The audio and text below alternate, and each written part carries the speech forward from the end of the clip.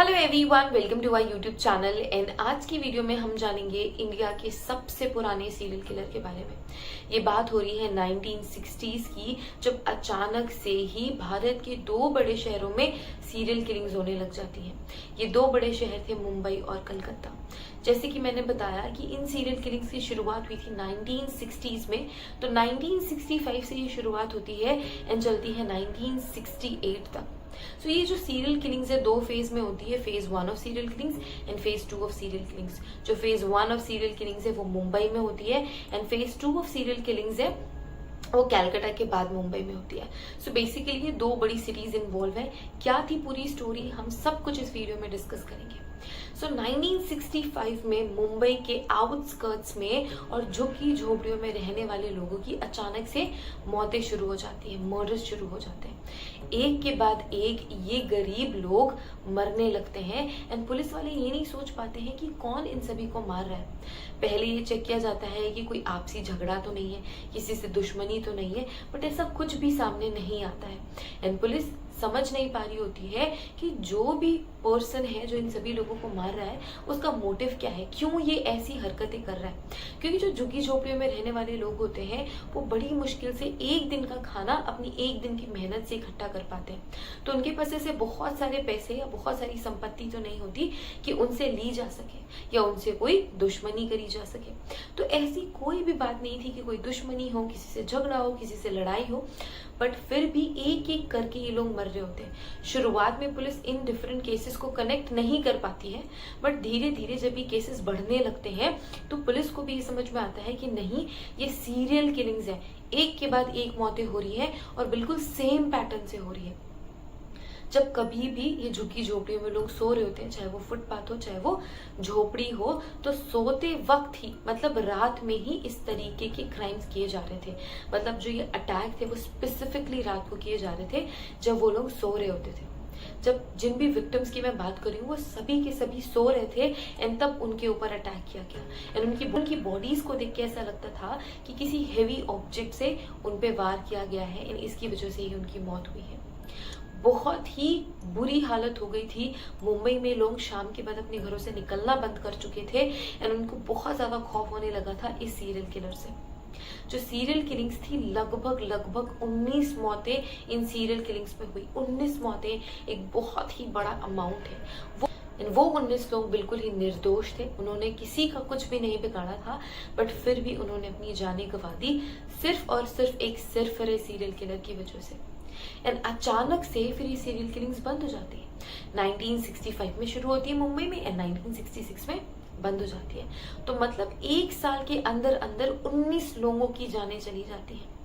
बहुत सारे इन्वेस्टिगेशंस चल रहे होते हैं। जो मुंबई पुलिस है वो बहुत मेहनत कर रही होती है इस इंसान को पकड़ने की जो ये सीरियल किलिंग्स कर रहा होता है। बीच में तो ऐसी भी अफवाह आने लगी थी कि किसी इंसान का काम नहीं हो सकता है, कि हो सकता है कि कोई भूत प्रेत या आत्मा है जो वो इन लोगों को मार रही है। बट अचानक से ही एक दिन रात को एक आदमी पुलिस को यूं ही रास्तों में घूमता हुआ नजर आता है।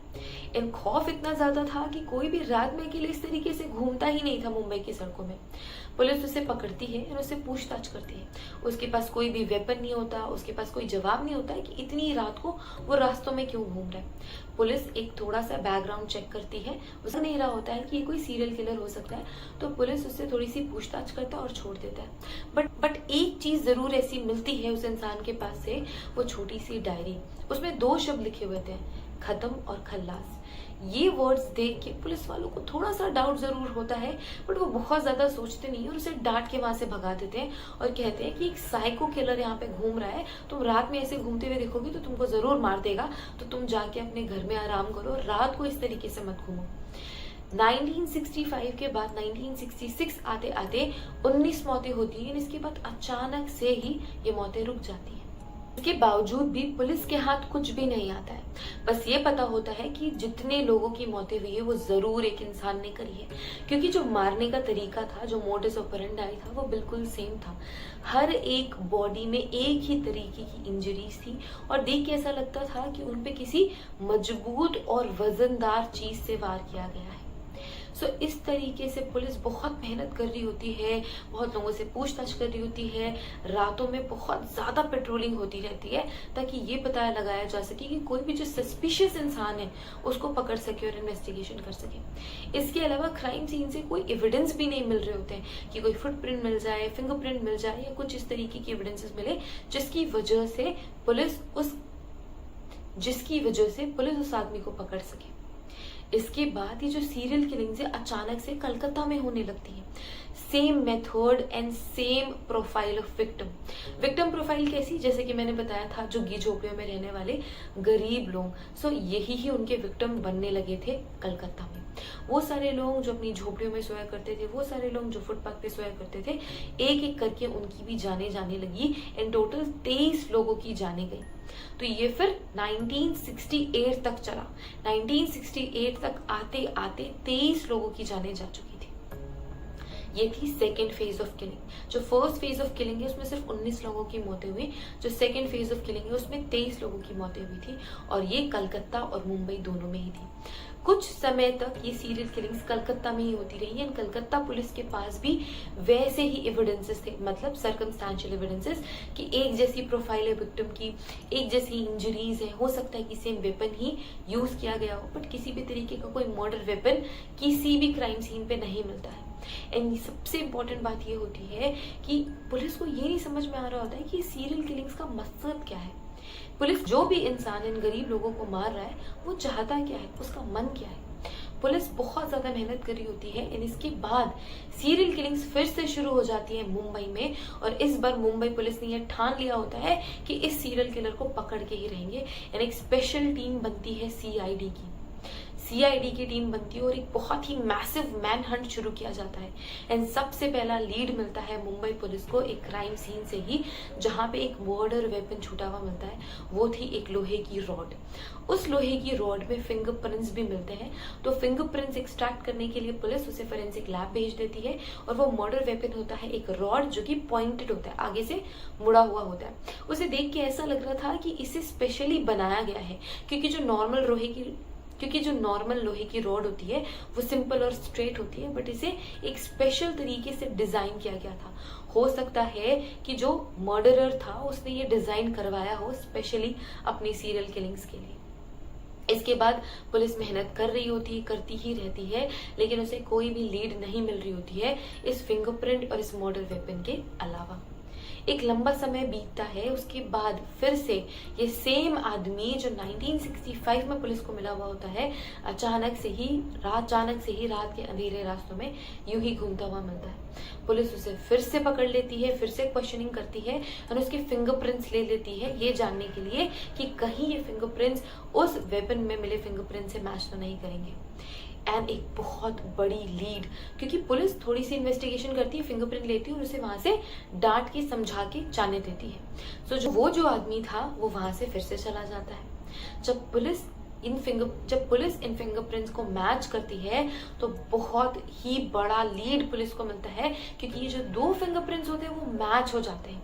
इसका मतलब ये था कि जो आदमी 1965 में मिला था एंड जो second wave of serial killings में मिला था वही था इस सीरियल किलिंग के पीछे, वही था ये मर्डरर जो लगभग 40 से ज्यादा लोगों को अभी तक मार चुका था।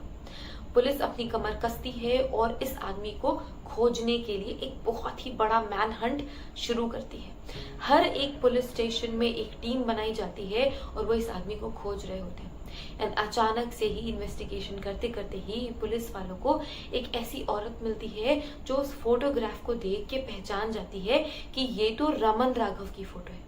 तो इस आदमी का नाम था रमन राघव। इसके अलावा भी बहुत सारे इसके नाम थे, सिंधी दलवाई, तलाईवा, अन्ना, या बहुत अलग अलग नामों से लोग इसे जानते थे। सो पुलिस उस औरत से पूछती है कि क्या आप इसका हुलिया बता सकते हो। सो औरत ने फिर रमन राघव का हुलिया बता दिया होता है। सो इस हुलिये के साथ फिर पुलिस वाले इस आदमी को खोज रहे होते हैं। एंड उस दिन ही एक बहुत ही बिजी मार्केट में पुलिस वालों को एक ऐसी ही हुलिया का आदमी दिखता है। वो उससे जाके बात करता है, एंड उसे बिल्कुल दिख रहा होता है कि उसके कपड़ों में शायद खून के छींटे भी हैं। वो बहुत ही गंदा सा था, कीचड़ों में भरा हुआ था, उसकी जो चप्पलें थी उनमें कीचड़ लगा हुआ था, कपड़ों में कीचड़ लगा हुआ था, बिल्कुल भी साफ सुथरा नहीं था। और वो बिल्कुल परफेक्ट डिस्क्रिप्शन था जो उस औरत ने बताया था। पुलिस उसे पकड़ लेती है और फिर इन्वेस्टिगेशन शुरू करती है। भले ही रमन राघव के फिंगरप्रिंट्स मैच हो गए हों, पुलिस ने उसे पकड़ लिया हो, बट रमन राघव पुलिस वालों के सामने अपना मुंह खोलने को तैयार ही नहीं था। वो कुछ भी नहीं बोल रहा था, वो किसी भी तरीके से कोई रिस्पॉन्स नहीं दे रहा था। एक पुलिस वाले ने फ्रस्ट्रेट होके उसे ये पूछा कि तुम चाहते क्या हो? तो सबसे पहली बार रमन राघव कहता है कि वो मीट खाना चाहता है, वो चिकन खाना चाहता है। पुलिस वालों ने ये उसके लिए अरेंज करवा दिया और उसने भर पेट खाना खाया, भर पेट मीट और चिकन खाया। इसके बाद उसने अपना पूरा कन्फेशन बिना किसी स्ट्रेस के, बिना किसी प्रॉब्लम के रजिस्टर करा दिया। उसने ये एक्सेप्ट कर लिया कि हाँ, लगभग 40 से ज्यादा लोगों को उसने मारा है। उसकी गिनती परफेक्ट नहीं है, बट उसे ये पता है कि 40 से ज्यादा लोगों को उसने मारा है। एंड इसके अलावा उसने ये भी बताया कि किस तरीके से वो उनको मारता था। उसने ये बताया कि उसका मर्डर वेपन ये रॉड हुआ करता था, एंड वो सोते हुए लोगों को देख के उनको मार देता था। इसके अलावा उसका ये भी कहना था कि उसे ऐसा लगता था कि वो यमराज का दूत है, एंड यमराज के दूत होने के नाते उसका ये काम है कि यहाँ से लोगों की जानें यमराज तक पहुंचाना या उनकी आत्मा यमराज तक पहुंचाना। सो उसकी बातों पे जो पुलिस वाले हैं यकीन नहीं कर रहे होते हैं कि इतने आराम से कोई इंसान कैसे बता सकता है कि उसने 40 से ज्यादा लोगों को मारा है। पुलिस वालों को ये शक जरूर हो गया होता है कि ये आदमी मेंटली स्टेबल तो नहीं है, फिर मेंटली साउंड तो नहीं है, क्योंकि इसके लिए एक बड़ा पॉइंट ये भी था कि उसके पास कोई प्रॉपर मोटिव नहीं था, उसके पास कोई खास कारण नहीं था इन 40 लोगों को मारने के लिए। सो यहाँ से ये चीज समझ में आती है कि हो सकता है कि रमन राघव किसी मेंटल इलनेस की वजह से ऐसे स्टेप्स ले रहा हो। उसका मेंटल असेसमेंट किया जाता है एंड फिर ये पता लगता है कि रमन राघव एक बहुत ही लंबे समय से साइकोलॉजिकल सिजोफ्रेनिया से जूझ रहा है। सिजोफ्रेनिया एक दिमागी बीमारी है जो कि एक अलग ही दुनिया क्रिएट कर देती है। ये लोग जो कि सिजोफ्रेनिया से पीड़ित होते हैं, सिजोफ्रेनिया से जूझ रहे होते हैं, वो एक अलग ही दुनिया में जीते हैं, एक अलग ही पर्सनालिटी उनकी होती है एंड ऑफ कोर्स उन्हें ये नहीं समझ में आता है कि जो वो कर रहे हैं वो गलत है। जैसे कि रमन राघव ने खुद ये बोला था कि उसे ऐसा लग रहा होता है कि वो यमराज का दूत है एंड यमराज के लिए उसे लोगों को मारना जरूरी है। तो बिल्कुल ऐसी ही कहानी उसके दिमाग में थी और इसकी वजह से वो ये सारे क्राइम्स कर रहा होता है। एंड इसके बाद भी उसके मन में कोई दुख नहीं था, कोई दर्द नहीं था, कोई तकलीफ नहीं थी एंड उसे बिल्कुल भी रिग्रेट्स नहीं थे अपने एक्शन के लिए। एंड उसे इस वजह से ही, मेंटल साइकोसिस की वजह से, सिजोफ्रेनिया की वजह से, या फिर कह सकते हैं दिमागी बीमारी की वजह से, जो कोर्ट है उसे लाइफ इम्प्रिजनमेंट की सजा देती है। पहले उसे सजाए मौत मिलने वाली होती है क्योंकि उसने 40 लोगों को मारा होता है, बट उसकी दिमागी हालत को देखते हुए जो कोर्ट है उसे आजीवन कारावास, लाइफ इम्प्रिजनमेंट की सजा सुनाती है। एंड 40 से 44 लोगों को मारने की सजा उसे मिलती है, लाइफ इम्प्रिजनमेंट, जहां उसकी काउंसलिंग और उसका इलाज भी चलता है। एक लंबी बीमारी की वजह से ईयर 1995 में रमन राघव इस दुनिया से चला जाता है, उसकी मौत हो जाती है। तो ये थी कहानी इंडिया के सबसे पहले साइको सीरियल किलर की, जिसने 1965 से 1968 तक लगभग 40 से ज्यादा लोगों को मार दिया बिना किसी मोटिव के, और उसे कुछ इससे मिल भी नहीं रहा था क्योंकि वो जूझ रहा था एक दिमागी बीमारी से जिसका नाम है सिजोफ्रेनिया। तो ये थी कहानी psycho serial killer Raman Raghav की।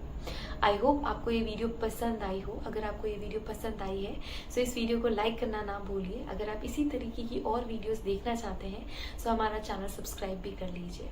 Thank you so much for watching this video. Thank you.